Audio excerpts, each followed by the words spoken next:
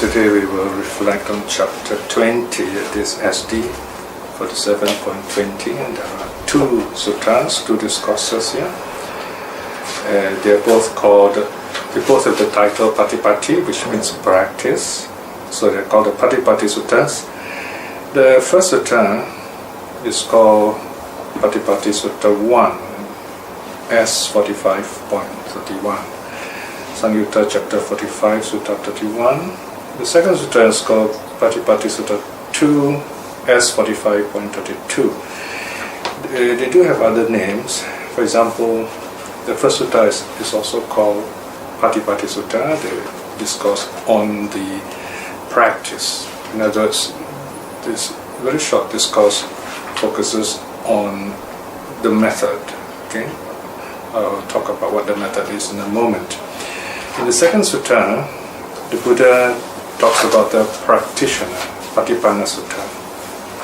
So here we have what are called the two levels of understanding the ancient Buddhist texts. In other words, when the Buddha teaches, we have to identify in that ancient text which level is he addressing.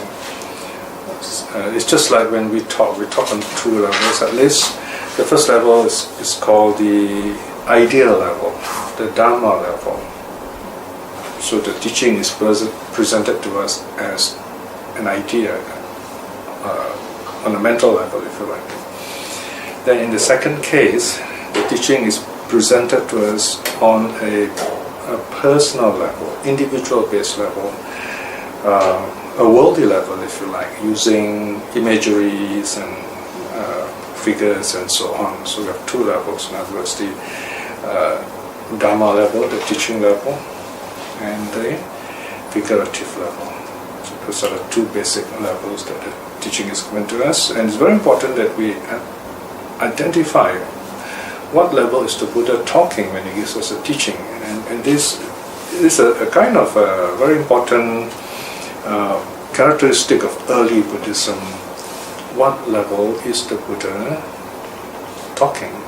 Is he talking on the idea level, the Dharma level, or is he talking on the figurative, the imaginative, imagery level?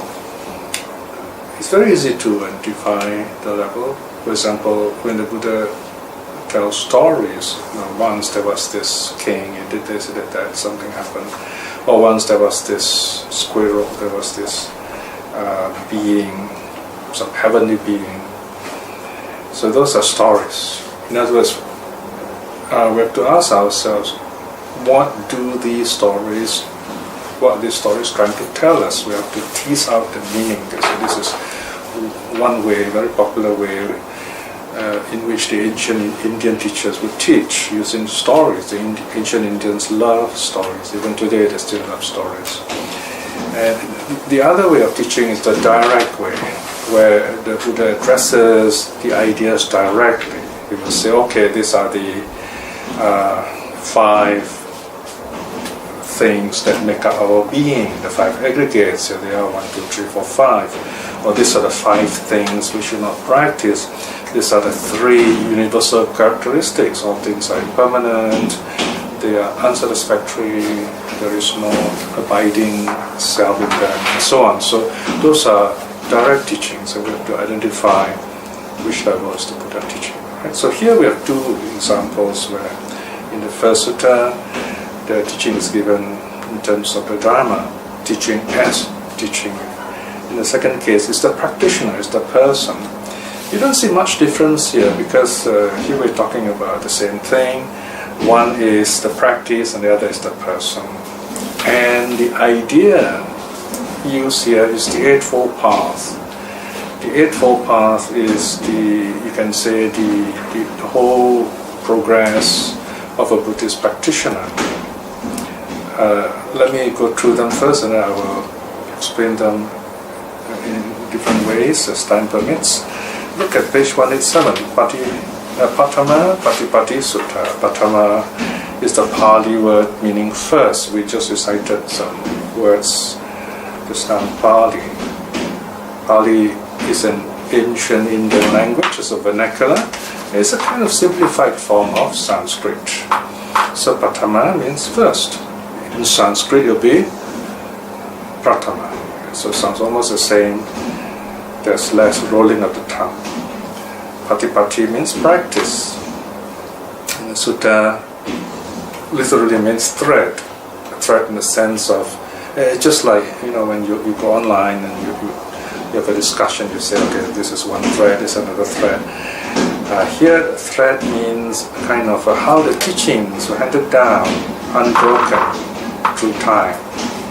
So here when I'm teaching you, giving you this talk, it's another thread. I'm just keeping this memory of this teaching going, so keeping the thread unbroken. So sutta means thread. Of course, usually we would translate sutta as discourse. Right? That is the more the everyday conventional way of translating the term sutta. Figurative way of translating it. The literal way, it means thread. In Sanskrit, sutra, and there is a Malay word, sutra, meaning silk. So the meaning there has changed a little bit. So the first discourse on the practice, S45.31. This sutta is also called Magga Patipati Sutta, the practice of the path. So here we see Buddhism as a path. In other words, you have to travel on it. It's a journey that you make. And what does this journey comprise? So we're going to look at the composition of this path. Now I'll talk a bit more about why is it called path. The narrator tells us that originating in Savatthi. So this teaching was given by the Buddha in the city of Savatthi in India. Then the Buddha is recorded as saying, lying to bhikshus are the monks, I will teach you regarding the right practice and the wrong practice. Listen now. Okay, I've changed the translation here. This number one is wrong view, micchaditti. Number two, wrong thought or wrong intention, miccha sankappa. Number three, wrong speech. Number four, wrong action. Number five, wrong livelihood. Number six, wrong effort. Number seven, wrong mindfulness. Number eight, wrong stillness or wrong concentration or wrong samadhi. So these are the 8 limbs of the path. These are the wrong version of it. And then the Buddha goes on to say, and what bhikshus is the right practice? It is as follows: right view, right thought or right intention, right speech, right action, right livelihood, right effort, right mindfulness, right stillness or right concentration, or you can also use the Pali word samadhi, which is well known in English. This bhikshus is called right practice. So you have the right kind of practice, the wrong kind of practice. What's the difference between the two? With the right kind of practice does not bring you mental concentration, whereas the right kind would help you with mental concentration. That's the easiest way of understanding this distinction. So in other words, what we see here on this page, these are like study notes handed down 2,500 years. This is the oldest record we have of the Buddha's teaching. Everything was given orally. Only about 500 years later, everything was written down, probably around Ashoka's time. So these are teaching notes which the teachers will use to teach like a situation like this. And of course the teaching itself is handed down in 2 ways. One is you have one teacher, a living teacher, teaching another student or students, and then the students age and become teachers themselves, and they go on to teach their students, and it goes on like that. So like I've learned it from my teachers from their teachers, and so on. So it's an unbroken tradition that goes back to the Buddha's time. So this is one tradition, the lineage tradition, if you like. Of course, we are not sure. Maybe somewhere along the line, over 2,500 years, the line could have been broken. We have no way of knowing that. But definitely we know, I know the teachers before me, and they know the teachers before them, and so on. So we do have that kind of lineage. But an even more important way of testing the teachings, how it's handed down as a thread, is the practice. It's when you sit down, you close your eyes, and you feel that calmness. That's the final test. If you can get the calmness, then that is the teaching, in other words. So whatever we study here, ultimately is to help us sit in peace. And that's the real teaching. That's the path. Okay? So there are 8 limbs here. And there's a very important reason why these 8 are given. When you first look at them, you might not see how connected they are. But usually if you look at the very first one, you find there's some significance there. Why, the right view, if you look at section 4, right view comes first. Okay? The Pali word is sammaditthi. Cancel out the ka again, okay, that belongs to the second sutta. Ditthi means view, okay, so right view means the right way of seeing things. So in other words, we can talk a lot about this. I'll just briefly address this because I've often talked about this in the other recordings. We can only view something with the kind of mind we are right now. We usually are not able to or don't need to see the whole thing. It's like when you're looking at a mountain, just look at one side of it from where you are, and that's quite enough. And you tell your friend, I've seen the mountain. And someone else comes from another part of the other side of the mountain and says, I've seen the mountain too. They both are right. They have seen the same mountain, but A draws the mountain, so this is how it looks like the famous Matterhorn. And the other person draws the mountain and says, no, this is how my mountain looks like. So of course, if they're intelligent, they'll say, all right, that's fine, we're both looking at the same mountain, but the view is different. So there you are. Views means how you look at something from your position, your experience, your abilities, or your disabilities. You're both right in a manner of speaking, and yet it is not the whole mountain. It's very important to understand. It's not the whole mountain. The whole mountain is the Eightfold Path, if you like. There are 7 more factors, 7 more limbs to go. So right view is placed first because it underpins, it is there underlying all the other 7 factors or 7 aspects of our lives, our practice, if you like. Look at number 2 is right thought. Number 3 is right speech. Right? So just look at the first 2, right view, right thought. They kind of go together. Okay? Sometimes the sankappa is translated as intention, so it's not just thought, but in Buddhist psychology there are many aspects of thoughts, and this is why modern psychology kind of is very interested in early Buddhism, because the Buddha has got many words just for thinking. The early Buddhist, the Buddha has a lot to say about emotions, for example, consciousness. And it's amazing that these ancient texts talk a lot about this tree of really complicated topics which have baffled psychologists for many generations, and only now we are beginning to understand much better what's going on, because now, with the help of the modern psychologists and the specialists, we're able to measure, or rather the scientists are able to measure meditation. So meditation has become a science, in other words. So it's very interesting to see how now the experts, the specialists can talk about the nature of thought, the nature of consciousness, the nature of emotions. So all this will help us better understand early Buddhism too. But that's of course another area which we perhaps can discuss another time.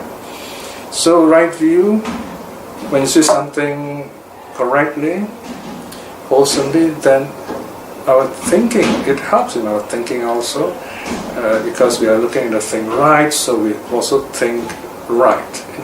So our life is wholesome. It is good, with it simply. Right? So this is the first 2 steps. Notice, right view underpins right thought, in other words. Then, so these 2 constitute what's called wisdom training. This is the wisdom aspect.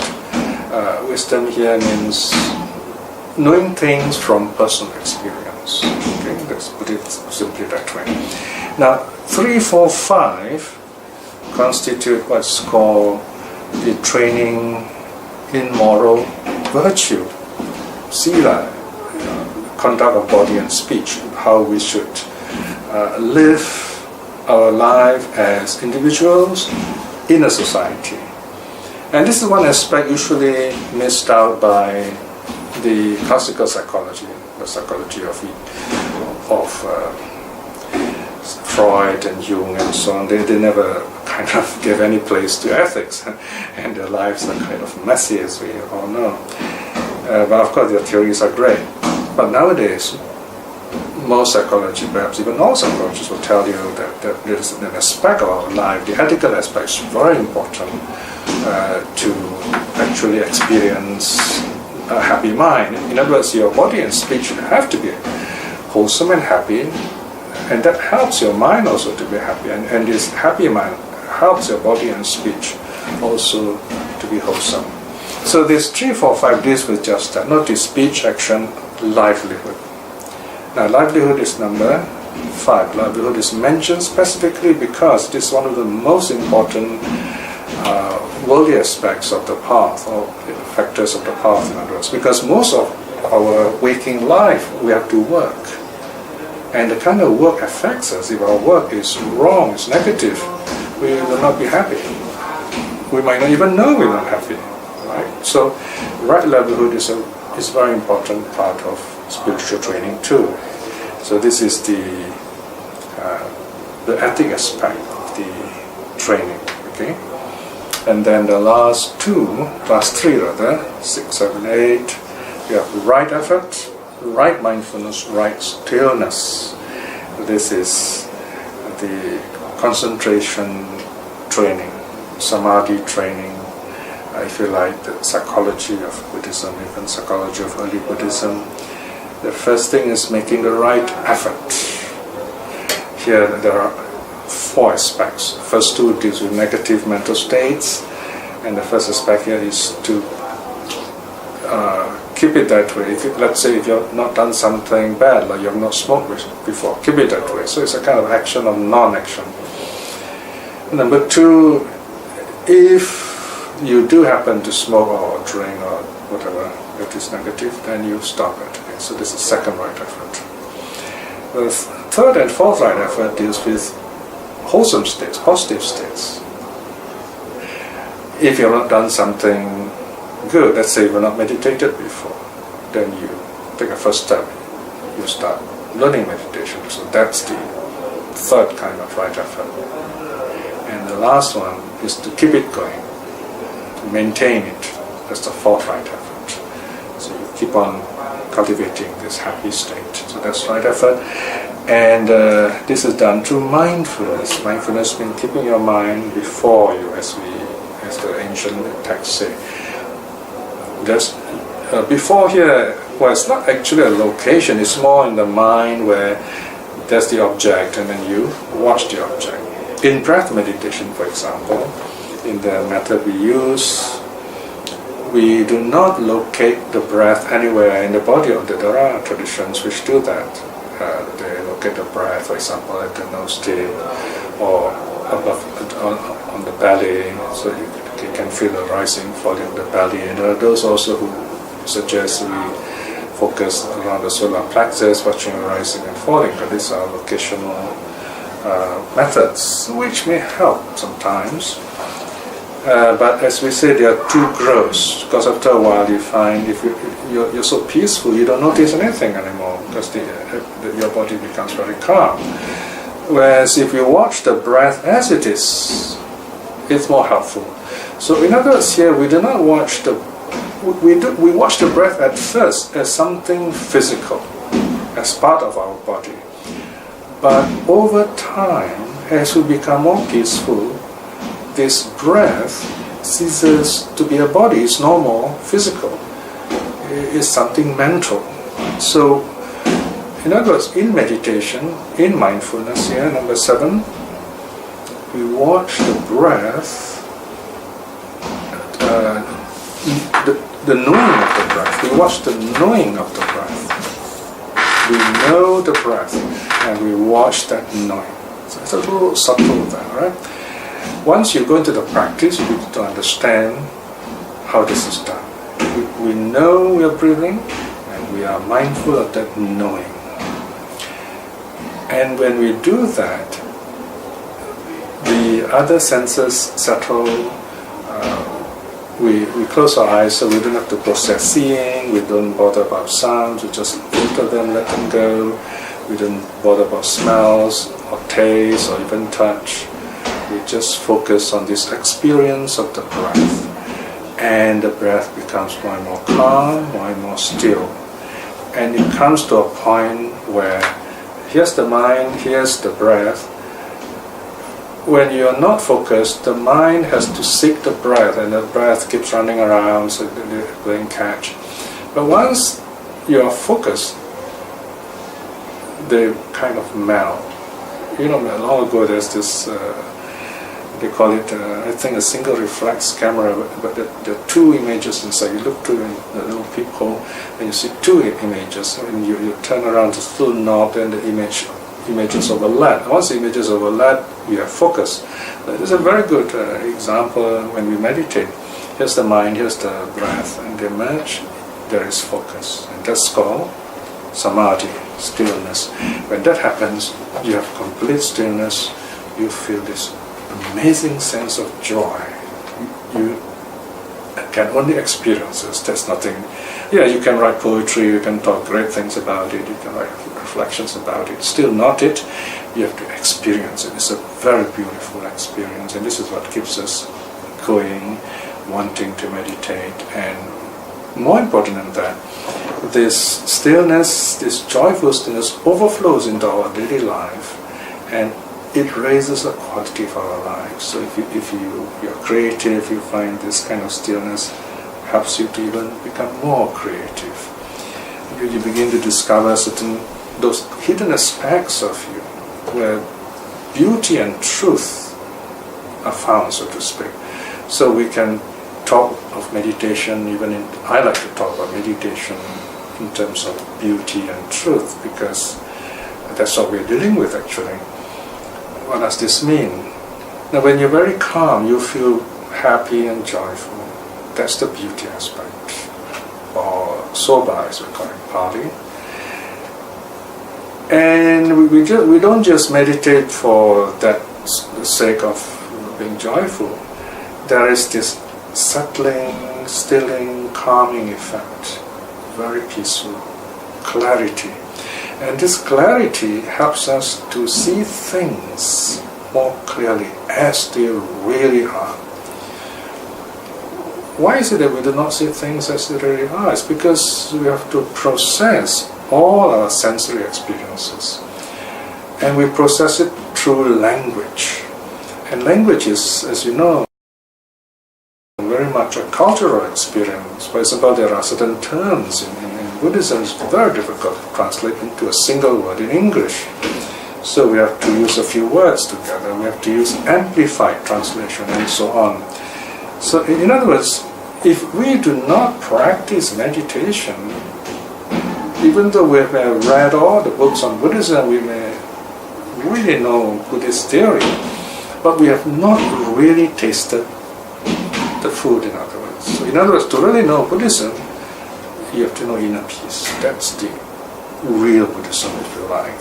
Whereas other things are just signs and notes, guides telling us this is the way to go, this is the path, this is the Eightfold Path. Right? So there you are. We have three aspects. Okay, you have the first is training your body and speech, preparing yourself ethically. That is numbers 4, 3, 4, and 5. Okay, right speech, right action, right livelihood. In other words, we live ethical lives. Ethics is a very important part of our training. For the simple reason, if we keep on messing ourselves up, breaking the precepts, killing, stealing, sexual misconduct, lying, getting drunk, it's going to be very difficult to meditate, because those thoughts are going to come back and we're going to think about them and we get lost in them. So we need to tame our body and speech. Then our minds will be peaceful. That is numbers 6, 7, and 8. And with these two, peaceful mind and speech, peaceful body and speech, peaceful mind combined, brings about number 1 and 2, right view, right thought. And this together they call wisdom, because it allows us a direct experience of reality. Right? So this is, in essence, what this first sutta is trying to tell us. Now in the second one is the practitioner, the person, page 188. Dutiya Patipatti Sutta. Dutiya means the second of the two, the second discourse on the practice, S45.32. Originating at in Savatthi, Bhikshus, I will teach you regarding the wrong practitioner and the right practitioner. Listen now. In what Bhikshus is the wrong practitioner? One who practices wrongly. Here Bhikshus, a certain person is one with wrong view, with wrong thought, with wrong speech, with wrong action, with wrong livelihood, with wrong effort, with wrong mindfulness, with wrong stillness. This Bhikshus is called the wrong practitioner. So you notice here, it's basically the same teaching, but one is addressing the teaching as it is, the second one addresses the person. These two teachings were probably given at different times. And here we are put together systematically, same teachings put together, right? And then section 4, and one Bhikshus is the right practitioner, the one who practices rightly. Here Bhikshus, a certain person is one with right view, right thought, right speech, right action, right livelihood, right mindfulness, right stillness. This Bhikshus is called the right practitioner. So this is what we should be in order when we practice meditation. Right? So remember, meditation is only the second aspect of the path. The purpose of meditation is to help us look at our lives as it is, understand ourselves better, and from there to raise the quality of our life in this world. And when we're able to do that, when we are at peace with the world, we are truly on the way to awakening. But the world here, what does it mean? According to another discourse given by the Buddha called the Sabba Sutta, the discourse on the all. And this sutta is very interesting, this discourse is very interesting because we have something what we might today call a theory of everything. Because Sabba means all, everything. What is everything? So in that sutta the Buddha asked the monks, what do you think is everything? Of course these monks would not try to answer, especially the probably young monks. So they say, well, you're our teacher, what do you tell us? And the Buddha says, okay. The Buddha says, the all, the everything are your eye, ear, nose, tongue, body and mind. 6 internal senses, and they are your sight, sound, smell, taste, touches, and thoughts. That's the sense objects.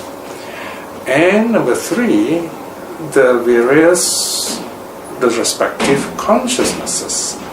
Eye consciousness, ear consciousness, body, tongue consciousness, ear consciousness, body consciousness, mind consciousness. So all these 3 sets put together are called the 18 senses.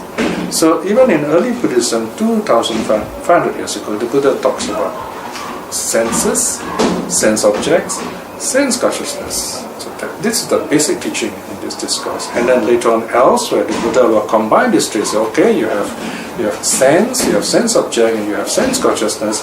When these 3 meet, you get what we today call the triangle of experience. When sight, eye consciousness, meaning attention, come together, there is contact. The word in ancient texts is contact, phassa, right? Sense contact. Today we call it sense stimulus. And then from there arises feeling. And to cut a long chain short, from feeling arises craving, from craving arises suffering. And there we have another teaching there called the 12 links. So from there we have many aspects how we talk about our personal experience, which we'll go to another time. So today we're talking about the path. It means something we have to journey on, something we have to walk. And one last note, which is very important, is this. Why is it that we cannot talk about nirvana? Because nirvana is at the end of the path. I can talk everything I know about London or New York, and you've never been there. No matter how much you hear me, or I can show you photos or movies of these two places, you have still not been there. So we can talk about Nirvana, but it's still not Nirvana. That's the first problem. The second problem is Nirvana is not a place, so you can't really go there. Because if it's a place you can go, you're going to have problems. I mean, it's going to be overcrowded. It's going to be easily accessed. You can get a rocket and fly there, perhaps. It's not a place. In other words, it's beyond time and space. There's another big thing we have to talk about. But it's got something to do with the path. Our progress as practitioners is the way we walk the path itself. The journey itself is our progress. As we journey, we let go of our views more and more, so that in the end there are no more views. There is only this clear and total vision of true reality. In other words, you can see the big picture in your eyes, very clear. Alright? That's the end of the journey. In other words, we need not travel anymore. The path has ended. It is the ending of the path, the third noble truth, that is called Nirvana. And that is why we do not see it as a place, in other words. Because it is something we experience. And we have attained a level when our mind is totally liberated, when we are fully awakened. That's called Nirvana. And that ends our study for today. So we'll close with a short reflection.